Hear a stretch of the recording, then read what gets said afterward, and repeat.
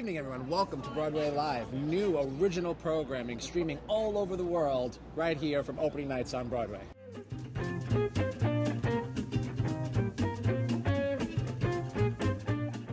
Hi, I'm Dominic Lariffa. And I'm Rob Hinderleiter. And we are joining you live tonight for a Broadway opening of It's Only a Play, written by Terrence McNally and directed by Jack O'Brien. You might recognize us both as actors from an off-Broadway production of Red Night Winter that we both did together a few years ago. Or if you were that one guy who came that one night to Seven Santas off-Broadway when 8 of us did a show for one guy, you might recognize me from that. We're also fortunate enough to be part of the Tony-winning team of All the Way. With Bryan Cranston. We're producing some Broadway shows now on our own with some other wonderful co-producers on Broadway, learning a lot about the business. And we're here now hosting our first segment of Broadway Live.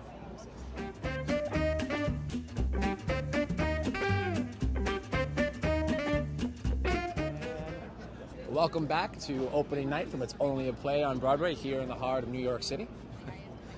We are waiting for some of the celebrities to arrive and some of the people that are going to come experience this show tonight. So before that, let's tell you a little bit more about the play and where it came from. What's interesting about this piece is that it was written so early in Terrence McNally's career. This is his 21st show, I believe, right? It is. This is his 21st production that he's ever done. With 4 Tony Awards now he has, 2 for Best Writer of a Book and 2 for Best Play. You'll notice that most of his pieces earlier in his career, as he started growing, we know Terrence McNally is being a little bit more dark. So this is really interesting to see It's Only a Play as one of his comedies. Conversely, on the last other side of the season table. with Mothers and Sons, which was really dark and heavy and about real serious subject matter, and this couldn't be more opposite. It's lighthearted. It's about the business, and he wrote this in the late 70s, and it's really interesting to see how it's all changed now for him. And after a decoration of 4 Tony Awards, and now that this show has its limelight on Broadway now, it makes me curious to wonder if he changed that much that the actual merit of the play didn't deserve to be on Broadway in 1975, but now because of his career he gets to be here, and all of the people that are in the show are his friends. This is his 17th show with Nathan Lane, it feels like. And he has worked a lot with Nathan Lane. Nathan Lane is known to be sort of Terrence McNally's muse in a way.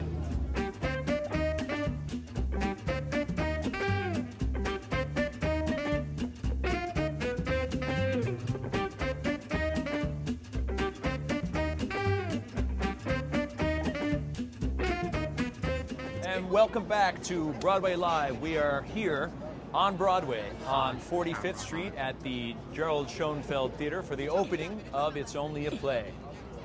Interesting, It's Only a Play is about a play. We don't get to really cover things like this often. Right. And so the makeup of the show is actually seeing a director, an actor, a critic, a producer, and seeing what their emotions are, waiting to see what the reviews come out. It's interesting to see how, like, if we're in this was our first show all the way. We had Bryan Cranston in it, and we said, okay, we have Bryan Cranston. No way these reviews can be bad, but still, throughout the whole night, everyone's been checking their phones, looking at their paper, waiting and seeing. And waiting. And here you have every star ever made in the show, and still people are really curious to what it's going to be, and that's what we get to watch play out on stage. That's true, and the great thing about this show also is it has so much buzz right now, and people are flocking to buy tickets. It's a limited engagement, but it reunites Nathan Lane and Matthew Broderick. Which you expect to say, oh, they were wonderful, and the producers, but actually they were Timon and Pumbaa. No, so Timon and Simba. Were they Timon and Simba? Yes, well, Matthew Broderick was Simba. That makes it much more meaningful for me. And our other show right now, You Can't Take It With You, has James Earl Jones, so we kind of have the whole... Who was Mufasa? We covered the entirety of Lion King. Hashtag Circle of Life. In one Broadway season. So you have Timon and Simba, Bialystock and Bloom, Oscar and Felix, and now the 2 characters they're playing here, a friendship from a playwright, and his actor. They're old school friends, and they're going to see what happens while they're waiting for their reviews. And it's something that every company goes through after an opening night of a Broadway show. So you get a little sneak peek here of what happens beforehand, going into a Broadway show, and then when you actually see the play, you see what happens while everyone's waiting around for the reviews to come in. And It's Only a Play comes from not just a title, but it's a line that people say over and over again. That's particularly right. the playwright says, "Oh, well, it's only a play." It's Or only say, a "It's play." only a play. We can always rose," but no one ever actually feels that way. No, And never. when your play is happening, it's the most important thing that's ever happened It's to a your play. world. It's at my that play. time. It's my play. It's a play. It's a play. It's a play. Of course, I would have been wonderful in the part. It was written for me. Thank God for my series. Or I might have had to tell Peter the truth about his god-awful play. But do you think I got so much as even a mention in the program? I only created the lead at its one and only hit, and no mention. The egos in this business. Well, welcome back to Broadway Live here from It's Only a Play. We're really happy to have you all with us, all of you around the planet. Thanks for being here. Around the planet, everywhere. In the planet, on the planet, all over the place. We're here at It's Only a Play, and we're waiting for some of the celebrities to arrive. But until that happens, they're starting to group up over there behind me, if you can see. But we want to talk a little bit more about the characters, some of the actors that are in this production here tonight. We talked about Nathan Lane and Matthew Broderick, the Broadway duo, as they're known. But there's some wonderful, wonderful actors in this show. Personally, I'm really excited about F. Murray Abraham. Oh my goodness. He's a beast. Academy Award winner, F. Murray Abraham. He's currently on Homeland, where he plays just a total badass. I mean, he's quite scary, and equally to how scary he could be in this show, he's the critic. So if there's anyone that anyone fears, it's got to be F. Murray Abraham, because he's really, just so good at that. Is that typecasting, do you think? Maybe, but his career's been okay. So. And we have Stockard Channing. Stockard Channing, Tony Award winner, Emmy Award winner. Stockard won the Tony Award for her 1985 role in A Day in the Death of Joe Egg. She's been on The West Wing. She's been everywhere. She's only just recently come back to Broadway. She took a little bit of time off. She was doing film for a while, a lot of TV, but she's back here on Broadway now. We saw her in 2011 in a play called Other Desert Cities. It's 2014 now, and she's here doing It's Only a Play, and she's playing a pretty interesting role. Yeah. She's the drug herd actress that I guess tends to be in every stereotypical play. When you see a play about a play, there's always one person like that. I think the only thing more fun than being drunk is getting to be drunk on Broadway. Right. Every night. Or playing drunk on Broadway. That's just unprofessional. Maybe that's why she needed such a long break. Stockard Channing, she had a really funny story, actually, in the confines of this play. While they're waiting for their opening night reviews, she had a really interesting story. Stockard's actual Broadway debut was in a play called No Hard Feelings. That was her Broadway debut, and that show closed in a day. One night. You got one opening one night and closing night. That was it. And she took a bow. I don't think they she went on to have both a really parties though. Her career. Do you get two parties if that happens? I've seen it with a couple of shows. They only last one day. I don't think they get two parties. But that's the requirement to get on the wall at Joe Allen's, right? So you do get something out of that. There is. There's a little shop here in New York that all the actors and producers like to go to for lunch. All the business lunches happen in there. It's called Joe Allen's, and there's all these Broadway posters all over the walls. And you sit down and no one realizes, they say, I've never heard any of these shows before. It's because to make it on the wall at Joe Allen's, your show actually has to be a flop. Yeah, it's this restaurant steeped in theater history where everyone who's making Broadway happen now does all of their business surrounded by flops. It's interesting. It's a fun place. Speaking of producers doing business, we have Megan Mullally in this show who plays the producer. And a lot of people don't realize the role of a producer. That's near and dear to both of our hearts. People know the director, the actor. People sometimes even know the critic over the producer. But without the producer, not only just wrangling all the investments, but really helming the whole vision of the show. Because the producer is the one hiring the director to do his job, and working with the director to hire the designers and the actors. And it's the producer who brings the script that he's working with that writer on to Broadway. That's how it happens, and sometimes it takes a couple years to really bring something from the page to Broadway. But the producer really is the one that works with the writer, and they hire their director, and then it's the directorship to captain. You want to be able to work with someone and hire a director that really understands the play itself or the musical and really put their own passion into it, because they have their own artistic license. You are basically hiring your director, and it is then their show. Yeah. Because people often consider producers just the money guy, but there are a lot of producers that start out with no money, similar to how we got into this business, that have something creative they want to say, a story that they want to be told. Well, how do you tell it? They're the ones that get to put the team together, and I wonder how Megan Mullally's feeling being on the other side of that now and just portraying what we all go through to do this. Producer.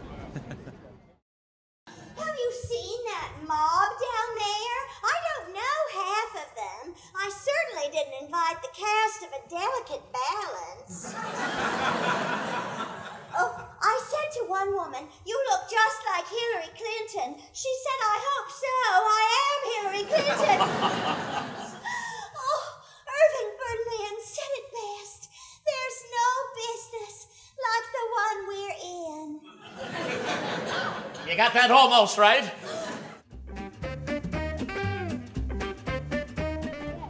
Welcome back to Broadway Live. We are here on Broadway for the opening night of It's Only a Play. Now, one of the great things about an opening night is seeing all the stars, all the people that have come out, friends of the actors, people they've worked with in the past, family. There's a star-studded lineup today that's coming down this carpet in just a few moments, and we are here to talk to them with you. Broadway feels like this big, unapproachable world sometimes, but you don't realize how intimate it is. They're people. And, people are people. You find people that you love, and you have these sad stories about how, well, I met that person, he was real mean to me. But, if you're approachable and you talk to them and, you say hi, you ask them about what they're doing, you know what they're all about. And, people like to hear that. It's just a conversation. What's interesting about theater actors as opposed to maybe some film and TV actors, like we go through a significant struggle where you don't eat for a long time starting out. Right. And a lot of these actors, particularly even actors in this show who weren't born into acting families, all had to earn their way up. And a lot of times you'll see people that they were college roommates with or shared an apartment with or used to eat ramen with every day. Yeah. And now they get to share their Broadway opening nights together. It's nice to see when that happens, that works out. And when a lot of these people, particularly in this show, remain so grounded, it's nice. Hi, how are you? Hey, how you doing? Nice I'm to meet Thomas. you.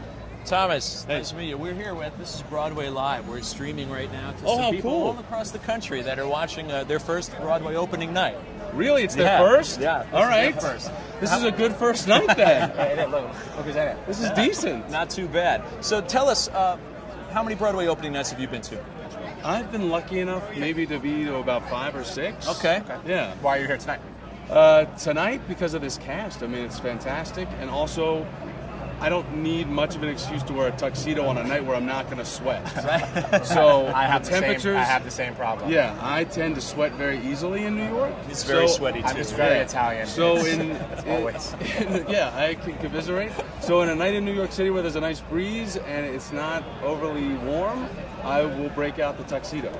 And it is a school night. I don't typically stay up too late on a school night, but this is a great cast. Well, your show is Wake Up Early. It's way too early. Way too early. On MSNBC, so I get up at 3 a.m. and the show's at 5:30 a.m. Wow. So, So you have to wake up early. I unfortunately do. So I will be going home early tonight, but this is worth it. It's worth it to stay up late. This is it. I mean, this cast is unbelievable. I mean, that's stars and celebrities and friends and families that are coming out tonight to see this show. I mean, it's what an attraction with this star-studded cast. Well, thank you very much for being with us. It's great. And I've been telling everybody that I'm a little bit obsessed with Stockard Channing. Yes. She was my first film as a kid. I saw Grease at 5.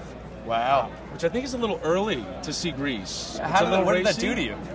I don't know, because I did lean over to my mom. I'm like, should I be seeing this this? okay? I'm 5. And she's like, they're singing, It's they're dancing, fine. you're fine. She left it, Anyway, so that started a long obsession with Rizzo that's lasted for a long time. So this is my first up closeness with I was Stockard. Kaniki in high school, so we have that connection. Really? Yeah. It's bonded. You're totally bonded. All right, thanks so much. Nice to meet you. Nice Hey, to meet take you guys care. too. Bye, Thanks gang. for joining us. I've had 14 hits in a row on the West End. I've won 13 Oliviers and 4 Evening Standards. I want a flop! I need a flop! Somebody tell me, when is it my turn to fail? I can't go on like this, the critic's darling. Try to hold on for just one more night. I'm in despair, people! The Emperor isn't wearing any clothes. I'm a fake. My work is a fake. I make this shit up as I go along. I don't know what I'm doing half the time, and when I do, it terrifies me. It's so bad. I'm no good. You've got to believe me, I'm no good. I believe you. Can we go down now, Julia? You can't leave him like this. The only flops I've ever had was at drama school. No one liked my production of anything. My Art Deco Electra, my spoken Aida, my gay Godot. But what got me expelled was my Titus Andronicus. I did the whole thing in mime. No dialogue, no poetry, no Shakespeare. What did it have? Blood bags. Every time someone walked on stage, splat, they got hit with a big blood bag. God, it was gross. It sounds fantastic. It was terrible.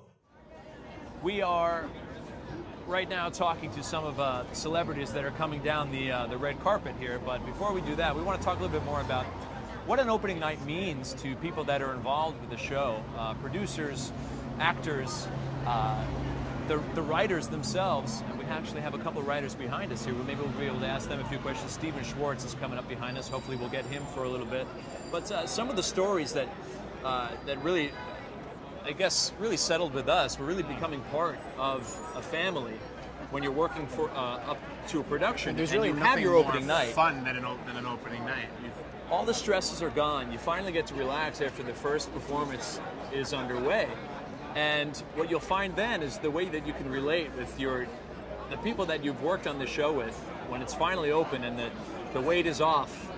And I mean, one of the funny things we had happen the opening night of our show this season. You can't take it with you. You can't take it with you. Yeah, and we have a stellar cast, just chock full of Broadway talent, like Adelaide Ashford and Byron Jennings. We also have people like James Earl Jones, legendary actor, Rose Byrne, James Earl Jones, Elizabeth Ashley. Yes. What's interesting about opening nights on Broadway is you don't realize how intimately connected some people are with one another. Everybody knows everybody in this town.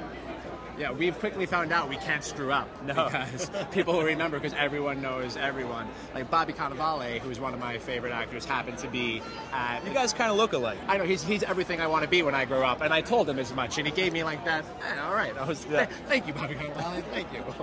I think the best thing, I remember Bobby standing outside during intermission, and you can't take it with you. Right now, Bobby Cannavale is actually dating Rose Byrne, who's the star of our show. And Rose Byrne is from Australia. But she's done she was just films, Neighbors, Neighbors, and Bridesmaids, and Damages. With this is her Glenn Broadway Close. debut, also though. But she did a TV show for quite some time with Glenn Close called Damages. But we're standing outside under the marquee at intermission, and Bobby Cannavale is he's standing out there, he's smoking his cigarette, and some guy goes, "So what are you doing at the show?" And Bobby goes, "I'm here to see my girl. My girl's in the show." And I was like, just thank you. That's awesome. You're a person. I love that.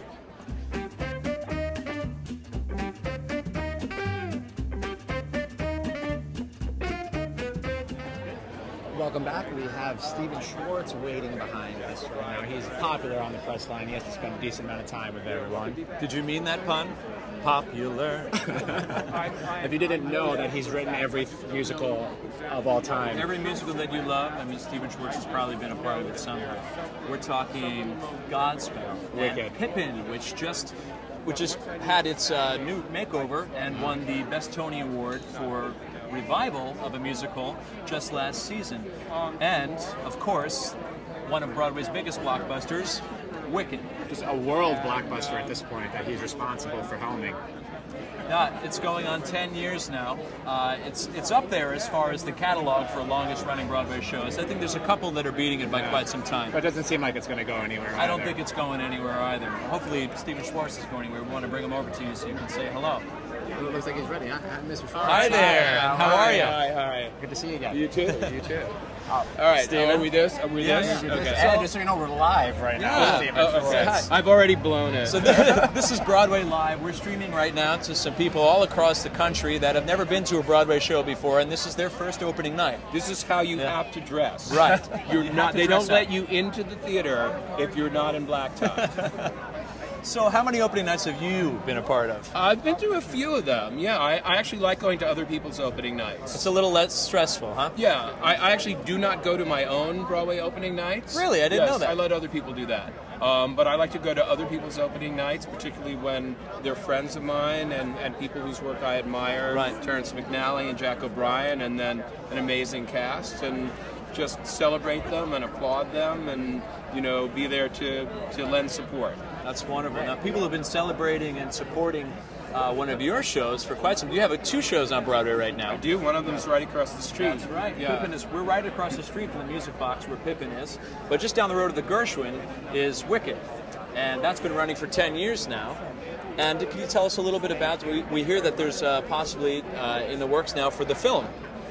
We're just starting to talk about the Wicked movie and try and figure out how to, make a film out of it, what we can do different that's cinematic, and it's really exciting to be able to think about the story again and think, well, how will we tell the story now using movie technique? Well, I mean, you certainly have a lot to pull from, that's for sure. I look forward to seeing it. There was some other movie that involved some of those characters. Yeah. I don't know. Someone told me about it. Well, I think you have a little special spin on it anyways, and your music's just fantastic. And it's nice that some people have heard of Wicked, so you might have a built-in audience. Really? People have heard of it? Just a few people that have. Okay. And now these people have heard of it, so... You're welcome. You're helping. Welcome. There's a show called Wicked. Okay. Thank you for taking time to speak with us. Great to talk to you. Steven, thanks a lot. Have fun. Good to see you guys. Enjoy the show. I'm glad to. Schwartz. How cool is that? Actually, besides how cool he is as a person, we were fortunate enough to be a part of the benefit a few years ago that benefited the Newtown tragedy called From Broadway with Love. And we had a bunch of Broadway stars come out completely on their own volition, no agenda, no money, just coming out to sing some songs for that community. And he was one of, if not the very first person to say, "I'll come out and do it." He was. And came out in a snowstorm and wrote his own way. It was a very, very, very large production. It was called From Broadway with Love. We basically brought Broadway to Connecticut. All the large stars, all the composers. Mark Shaman came. He's the writer of Hairspray. He sang a song. Stephen Schwartz sang himself. He sang one of his own songs to the community. This was the first time that the community, after the 12/14 tragedy, came out together in support. It was a night of musical healing, and it was really unbelievable to see some of these composers that came out. Healing. It really was healing, and because of guys like that, it was a beautiful turnout. He sang he sang "Beautiful City" from Godspell, and it was very touching. And we made a DVD out of it and a cast album. Yeah. So it's down. It's ingrained forever.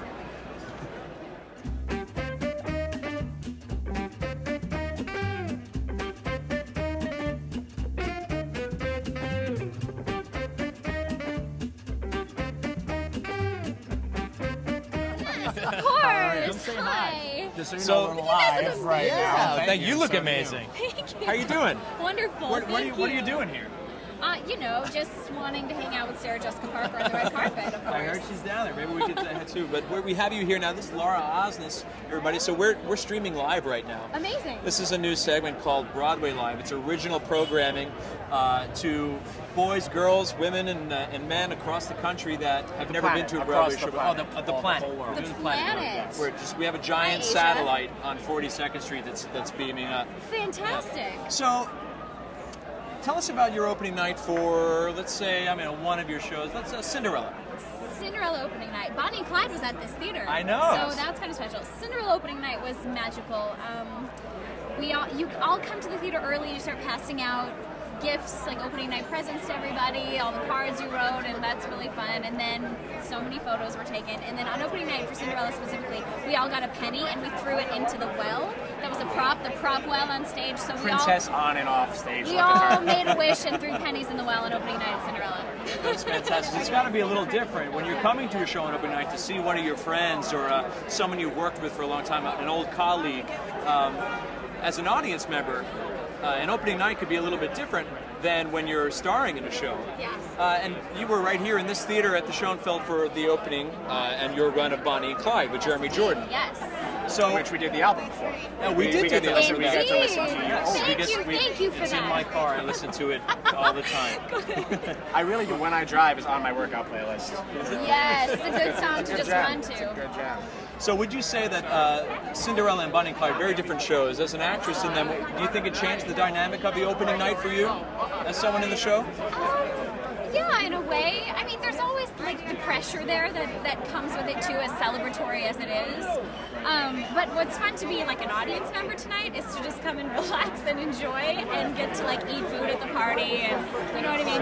Get to really kind of be on that end. What would you say you like more then? being in the show on opening night, or just coming and being able to relax? Well, I mean, fortunately, I love what I do, so I think being in a show on opening night is pretty magical. It's the best, right? It's pretty much the best. It's the best. Well, Laura, thank you so much. Of course, thank you. And where's your lovely husband this He evening? couldn't make it tonight, so I brought my friend Kelsey Fowler, who actually you did go. one with me. Fantastic. Thanks for hanging out with us. You look See you at the party. fantastic. Thank you so much. Enjoy the show. We'll do that. We'll see you afterwards. Take care. Bell at every ball. Laura Osnes, everybody. Hi, I'm Gus. James Wicker, but everyone calls me Jimmy. Hello? Hello? False alarm. Are you in the business, Gus? No, sir, I'm an actor. I didn't mean to pry. I'm an interdisciplinary theater artist. So you're an unemployed actor. I'm an actor slash singer slash dancer slash comedian slash performance artist slash mime. I have a black belt in karate and can operate heavy farm equipment. Other skills on request. Favorite role to date, Constantine and Anton Chekhov's The Seagull. I'm still with the heavy farm equipment. Sarah Jessica Parker. You can see half of her face right now. Besides knowing her from Sex and the City, if you'd seen her on Broadway back when she made her debut, it was quite some time ago. It was in the early 70s, but she also starred in Annie when she was younger. Yeah. And she was wearing that red dress for quite some time. She was, I believe, the second replacement. So, she's not a stranger to the Broadway stage. You know, both her and her husband really steeped in Broadway history. Oh my goodness. Well, I feel like, you know, for the most part, people with Matthew Broderick, they think of Ferris Bueller's Day Off first, but they don't realize that he really did get his start on stage And first. later that year, he won his first Tony, I believe, for Best Featured Actor. Yes, he did. 1983. That was Sea Blues? Brighton No, Beach Memoirs. Brighton Beach Memoirs. He won his first Tony Award for Best Featured Actor in a Play. And then he won his second Tony Award for You Can't Succeed in Business Without Really Trying. Yes. Which he starred in. Broadway as he does Ready for film. this? Yeah. Which he starred in with Megan Mullally. So they're back on the stage together again.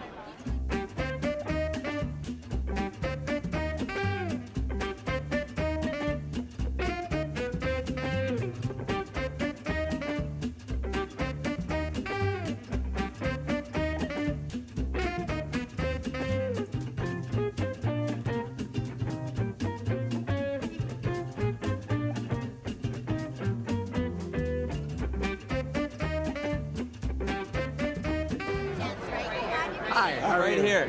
Nice to meet you. Mr. McNally, Terrence McNally. Hello. Man of the hour. This is his show here. It's only a play though, right? Yeah, it's only a play. But it's my play. It's your play. You're a So 21st he can play. say it's only my play.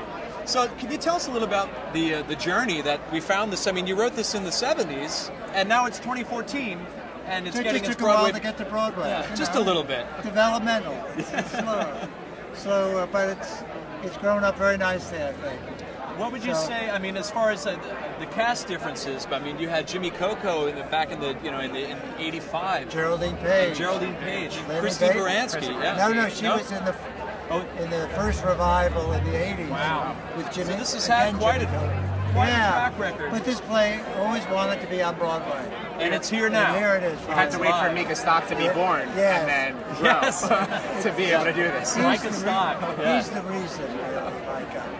But it's so great to welcome fabulous new talent like this to Broadway. Well, you've really, I mean, you've been a cultivator of young talent. I know you love working with Bobby Steggert. You've worked with so much. I mean, from Ragtime to what he's doing now with you in Mothers and Sons. Yeah, I wrote that for him. And he's here tonight, so Yeah. maybe let's say hi to Well, him. you know, you got to welcome the next generation. They welcomed me when I was a young man, and Well, you know. I think it's wonderful that you do that. And because young actors, you can give them line changes; they can remember it more easily than older actors. I can't learn all those new lines. Well, thank you so much for taking a little time with us, Terrence. Happy opening. Yeah, Break a leg. Terrence McNally, the writer of It's Only a Play, just saying hi to us on the red carpet. This is Broadway Live. We are live at the opening of It's Only a Play here on Broadway.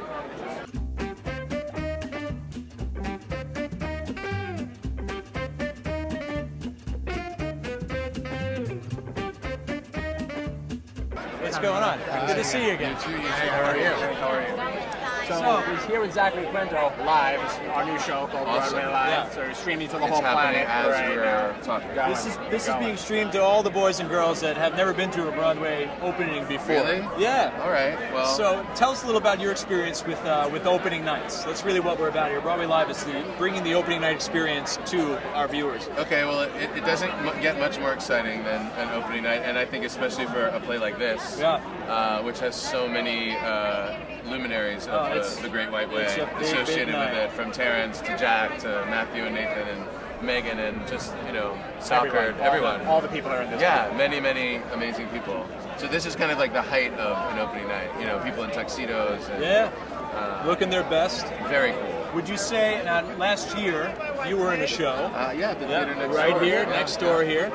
And tell us about as an actor, going to your opening night and preparing for opening night versus... The good news is you get to avoid all of this stuff. Right. You're quietly in your dressing room preparing preparing for the experience on stage. And then you get to enter into this melee after it's all over, after you've done your job, and hopefully when you get to celebrate the success of the night. That's fantastic. Yeah. Thanks for joining us. Thank you guys for having me. It's good to see you again. Nice to see you too. Take care. Enjoy. All right. Zachary Quinto. Heroes. Yeah. I'm throwing a Zachary Quinto power at you. When we had Doppelganger Week like 2 years back on Facebook, everyone said I look like Zachary Quinto, and I don't see it. It's apparently in the profile.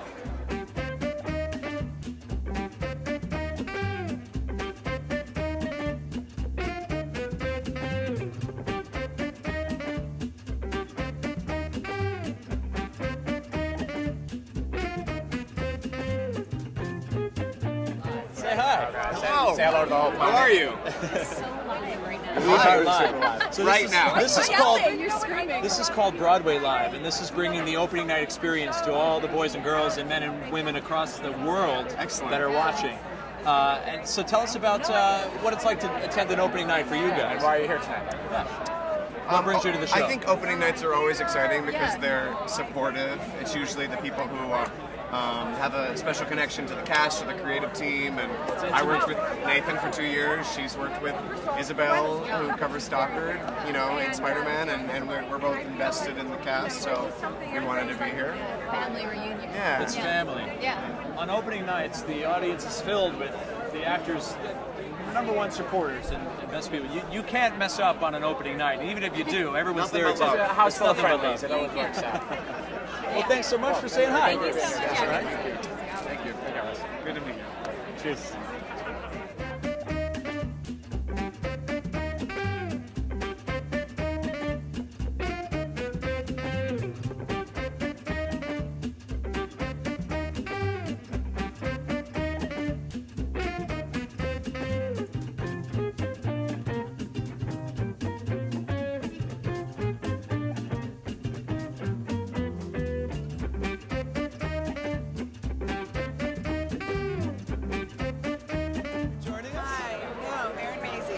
We know who you are. Oh, okay. Is this the live one? This is live. Okay. Broadway Live. Really? We are Like Broadway royalty right here. opening night to all of our fans across the world. Yeah.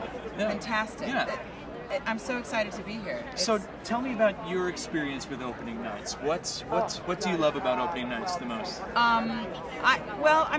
When you're in the cast, I love this sort of camaraderie of the collective few. The critics are gone. Yeah. It's just a celebration. It's the weight off the shoulders. The weight off the shoulder. The celebration of, you have your family, you have your friends. It's really like the whole house wants you to do well. The show is for you now. And that's what's the greatest thing about it. And then usually, the parties are fun, and I never eat at them, so then I get to go home and order from the Metro Diner at 3 a.m. a turkey burger and onion rings, and I love it. Only during openings. Only during. No, it's true. That's like when I eat that stuff. So is it a little different for you when you don't have to work and you're just like being coming here to as a enjoy fan? the show? I love being here as a fan. Terrence is a great friend, and I'm just so thrilled to be here to support him and this amazing. I know it's going to be so much fun. I'm going to laugh a lot, and it's my birthday today. Is it really? Yeah, they threw the opening for my birthday. Happy birthday to you. Oh, this one. Happy birthday to you. Mary Maisie. Happy birthday, Mary Maisie. Thank you. Happy birthday to you. That was lovely. Thank you so much. Thank you. Can I hold you tightly for a little while? Of course. That was so nice. That Happy was birthday. So unexpected. Happy birthday. Thanks for having a little time with us here. Thank you very Say bye, much. everyone. Bye. Enjoy the show. Thank you, I will. Bye-bye. Bye. How great is she? So good looking.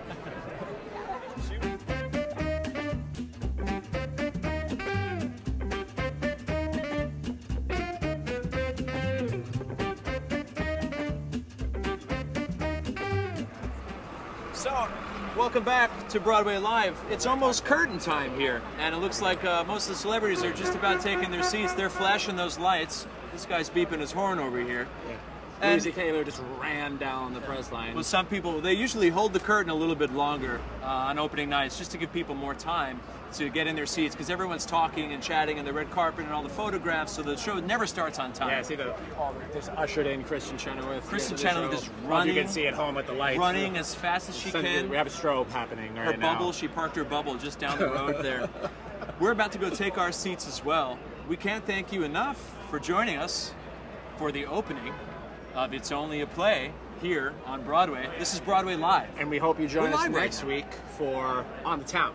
Yes. Opening night of On the Town. Same time next week. October 16th, On the Town, 1944, original Leonard Bernstein orchestrations. These guys wrote the show when they were 24, 25, and 27 years old. That's Betty Adolph. Comden and Adolph Lenny. Green and Lenny. We call him Lenny Bernstein. They call him Lenny. They were 24, 25 years old when they wrote this show. It's one of their biggest shows ever. This is its third revival on Broadway. 28-piece orchestra. It's going to be the largest orchestra on Broadway. Beautifully gigantic, renovated new theater in the Lyric, Yes. formerly the Fox. We have a lot to talk about next week. That's right. right. Well, they just said curtain, though. Are we ready to do this? Although there really isn't a curtain on most shows anymore. Yeah, there's not actually a physical But curtain. we They could- still we say could- we could curtain talk about time. that when we're We no could longer doing this. So we thank can do you that later. for tuning in. We got to go. Broadway Thanks so Live. much. We'll see you next week.